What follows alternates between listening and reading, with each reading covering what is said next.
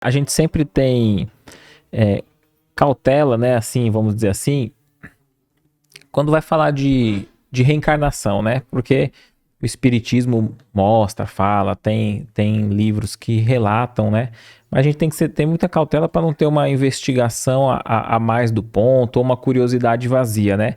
Mas eu já li em obras mediúnicas, assim, dizendo que Francisco de Assis é a reencarnação do João Evangelista, né? Tem relatos assim? Você acha que é dentro dessa linha ou é um assunto que não tem importância?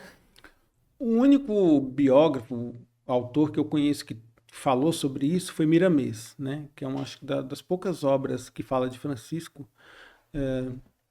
Tem algumas do Divaldo muito belas, tem uma agora do De Luca. Mas, assim, o único escritor que fala da reencarnação de Francisco com Giovanni, como apóstolo João, foi Miramês. Então, como era a única fonte, né, a gente sempre, por mais que a gente seja espírita, a gente sempre tem que pôr no crivo da razão, né, Eder? Então, mas ele falou isso de uma forma tão lógica, principalmente à luz da doutrina espírita, né? A questão de Francisco ter nascido na estrebaria, como Jesus, sabe? Ele explica tudo isso. A única ressalva que eu faço de Miramês é um personagem que parece que tem pelo nome, tem uma característica asiática, Shaolin. Desculpa. Então, eu não sei se na época de Francisco, pode ser que eu esteja enganado, mas ou talvez seja um personagem acrescentado na história, ou não, ou simplesmente um desconhecimento meu. Então, a única ressalva que eu fiz do livro foi esse personagem chamado Shaolin, né, que, ao meu ver, era um amigo ali da família, dos Bernardoni, enfim, né? Então, mas assim, existem coisas que a gente não pode negar. Por exemplo, a questão do nome de ser João. Isso não é só Miramês que fala, né? A maioria dos biógrafos falam que a mãe colocou o nome dele de João, né? E não de Francisco. Então aí já é um indício, né?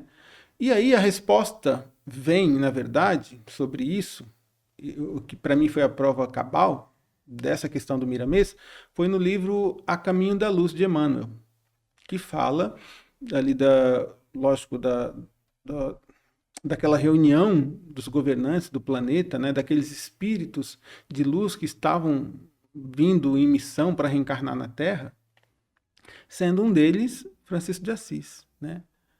E o apóstolo João, o apóstolo que Jesus mais amava. Então eu pego indícios como, por exemplo, Francisco de Assis ele foi um dos maiores imitadores do Cristo.